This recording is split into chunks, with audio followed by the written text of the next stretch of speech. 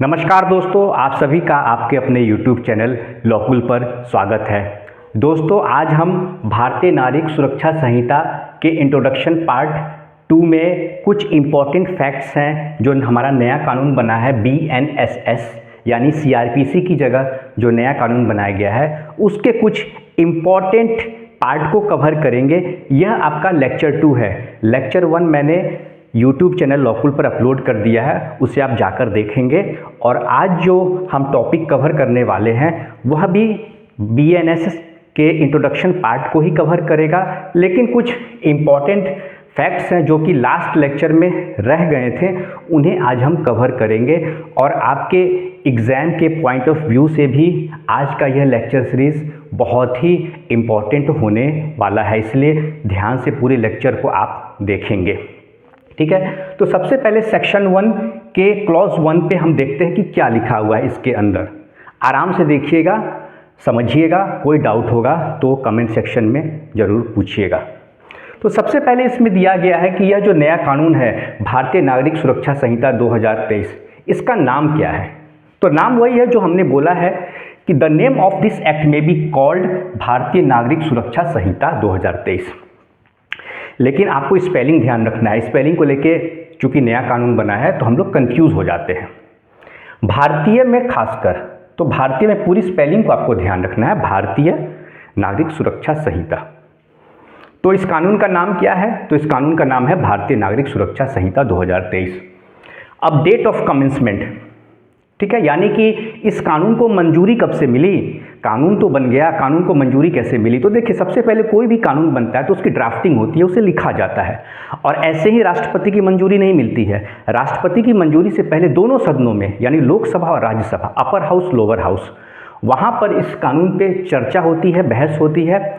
उसके बाद वहाँ से पास हो जाने के बाद, लोकसभा और राज्यसभा दोनों सदनों से पास हो जाने के बाद राष्ट्रपति से मंजूरी मिलती है। तो राष्ट्रपति से जो मंजूरी मिलती है वो कब मिलती है? 25/12/2023, यानी 25 दिसंबर 2023 को इस कानून को राष्ट्रपति के द्वारा मंजूरी मिली। ठीक है, यहाँ तो कोई दिक्कत। उसके बाद मंजूरी तो मिल गई, अब चर्चा था भाई ये लागू कब से होगा, यह कानून जो बन गया है ये लागू कब से होगा। तो डेट ऑफ इन्फोर्समेंट, इसी को तो कहा गया है डेट ऑफ इन्फोर्समेंट, और यह है 1 जुलाई 2024। 25 दिसंबर 2023 को राष्ट्रपति से मंजूरी मिली और 1 जुलाई 2024 से यह कानून लागू हो जाएगा, पूरे देश में लागू हो जाएगा। ठीक है, तो यहाँ पर आपका 3 सवाल बन गया। सबसे पहले इस नए कानून का नाम क्या है? तो नए कानून का नाम है भारतीय नागरिक सुरक्षा संहिता।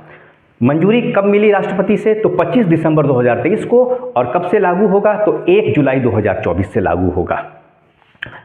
फिर सेक्शन 1 का क्लॉज 2 क्या कहता है? ये बहुत ही इंपॉर्टेंट है, ये आपके एग्जाम में इससे भी पूछा जाएगा। अब इसमें क्या इंपॉर्टेंट है वो आप देख लीजिए। इस सेक्शन के हिसाब से, जो सेक्शन 1 का क्लॉज 2 है, सेक्शन 1 का क्लॉज 2, इसके हिसाब से जो चैप्टर 9, 11 और 12 हैं, किसके? भारतीय नागरिक सुरक्षा संहिता के, यह अप्लाई नहीं होंगे। अरे अच्छा, कहाँ नहीं अप्लाई होंगे? अब तो अभी तक तो आप जाने पूरे देश में लागू होगा, लेकिन है कंडीशन दिया हुआ है। यह कहाँ दिया हुआ है? स्टेट ऑफ नागालैंड और जो ट्राइबल एरिया है वहाँ पर यह लागू नहीं होंगे। जो ट्राइबल, अनुसूचित जनजाति जो है, जो शेड्यूल्ड, जो ट्राइबल एरिया है, शेड्यूल्ड ट्राइबल ST एरियाज, वहाँ पे नहीं होंगे। ठीक है, शेड्यूल्ड ट्राइबल जो एरिया है वहाँ पर नहीं होंगे। अब यह तो समस्या वाली बात हो गई, भाई ऐसे कैसे होगा कि नागालैंड में और यहाँ पर लागू नहीं होगा? आखिर कहाँ? सिर्फ लिखने से हो जाएगा?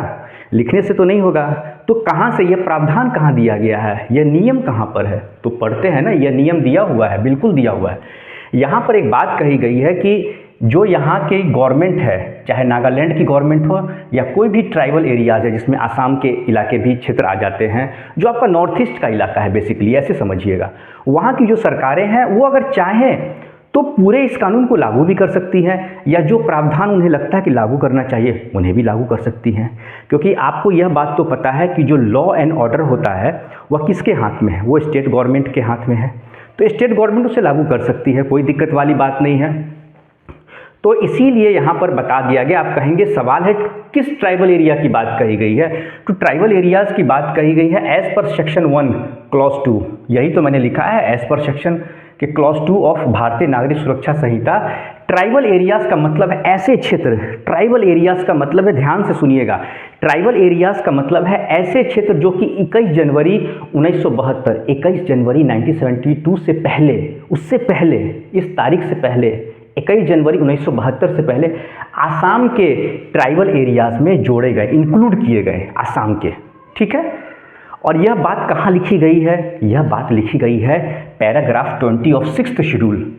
6th शेड्यूल, अरे यह 6th शेड्यूल की बात, कौन सा 6th शेड्यूल? तो हमारे कॉन्स्टिट्यूशन का, कॉन्स्टिट्यूशन के 6th शेड्यूल में बात कही गई है, कॉन्स्टिट्यूशन के आर्टिकल 244 में कही गई है। कॉन्स्टिट्यूशन के 6th शेड्यूल के तहत कहा गया है और किस अनुच्छेद में कहा गया है? तो आर्टिकल 244 के तहत कहा गया है यह बात। और यह भी कहा गया है कि वो ट्राइबल एरियाज़ वही होंगे जो कि शिलोंग का जो म्यूनसिपैलिटी यानी शहरी क्षेत्र का जो इलाका पड़ जाता है उससे बाहर के होने चाहिए। शहरी क्षेत्र में आ गया तो फिर वहाँ तो पूरा सिस्टम है, मैकेनिज्म है, उनकी बात नहीं हो रही है। जो ट्राइबल एरियाज़ में है हमारे, उनकी बात करें तो शिलोंग के म्यूनसिपैलिटी से बाहर का एरिया होना चाहिए, ठीक है। और यह बात आपको आर्टिकल 244 ऑफ कॉन्स्टिट्यूशन में कही गई। तो थोड़ा सा देख लेते हैं क्या कहा गया है। तो 6th schedule of the constitution क्या होता है? यही तो बात की हमने कि 6th शेड्यूल के तहत दिया गया है ये बात, उसके पैराग्राफ 20 में। तो थोड़ा सा देख लेते हैं हम।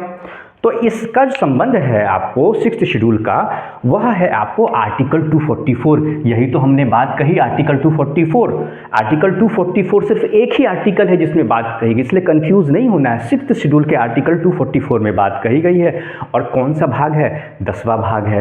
10वें भाग में बात कही गई है। तो संविधान सभा, ऐसे तो नहीं, जब संविधान सभा बनी थी, वो लेक्चर 1 में आप देखेंगे, कॉन्स्टिट्यूशन में मैंने दिखा हुआ है, इसके बारे में बताया है, लिखा के और पढ़ा के समझाया हुआ है अच्छे से। तो आप उसको देखेंगे तो उसमें संविधान सभा की बात हुई है। संविधान सभा ने एक बर्दोलॉई कमेटी बनाई, समिति जो बनी कमेटी, उसका काम यही था कि जो नॉर्थ ईस्ट के हमारे ट्राइबल एरियाज़ हैं, जो नॉर्थ ईस्ट के हमारे ट्राइबल एरियाज़ हैं, उनके लिए कुछ ऐसे प्रावधान बनाए जाएँ, उनका संरक्षण हो, क्योंकि वह जो एरिया है, ट्राइबल एरियाज़ नॉर्थ ईस्ट के हैं, उनका कल्चर थोड़ा सा डिफरेंट है। तो उनको कुछ कहते हैं कि अटपटा सा न लगे, कुछ अजीब सा न लगे कि क्या होगा, उनके हितों की रक्षा होगी कि नहीं। उनके अंदर जो सवाल है, द्वंद्व हैं, होता है जब कुछ नई चीज़ें आती हैं तो लगता है कि उसमें हमारे हितों की बात होगी कि नहीं। तो उनके हितों की बात, वहाँ के रहने वाले लोगों के हितों की रक्षा हो सके, इसके लिए एक कमेटी बनाई गई संविधान सभा के द्वारा, जिसमें ड्राफ्टिंग हो रही थी हमारे कॉन्स्टिट्यूशन की। उस समय संविधान सभा, उसी समय इनका ध्यान रखा गया था। और यह जो रिपोर्ट कमेटी बनी, बर्दोलॉई जो कमेटी थी, इसने रिपोर्ट दिया। इसके रिपोर्ट के आधार पर ही हमारे संविधान में भाग 10 आर्टिकल 244 और 6th शेड्यूल को शामिल किया गया और इसके तहत इनके हितों की रक्षा हुई। और उसी के तहत यह प्रावधान दिया गया है कि चैप्टर 9, 11 और 12 अप्लाई नहीं होंगे। किस चीज़ के अप्लाई नहीं होंगे? भारतीय नागरिक सुरक्षा संहिता के जो चैप्टर हैं यह लागू नहीं होंगे। लेकिन अगर वहाँ की सरकारें चाहती हैं तो लागू कर सकती हैं, यही बात कहा गया है। तो दोस्तों, मैंने बहुत ही सिंपल लैंग्वेज में आज का यह लेक्चर सीरीज, जो लेक्चर पार्ट 2 है, कवर किया है। और यह अभी भी आपका BNSS का इंट्रोडक्शन पार्ट ही चल रहा है। अगले लेक्चर में हम लोग जो डेफिनेशन हैं उनको कवर करेंगे, जो इम्पोर्टेंट डेफिनेशन, कुछ नए डेफिनेशन जोड़े गए हैं जो कि आपके कोड ऑफ क्रिमिनल प्रोसीजर यानी CRPC में नहीं थे, उन्हें BNSS में जोड़ा गया है। तो उस पर भी हम लोग चर्चा करेंगे। और यह आज का लेक्चर कैसा लगा मुझे ज़रूर बताएं। ठीक है दोस्तों, नमस्कार।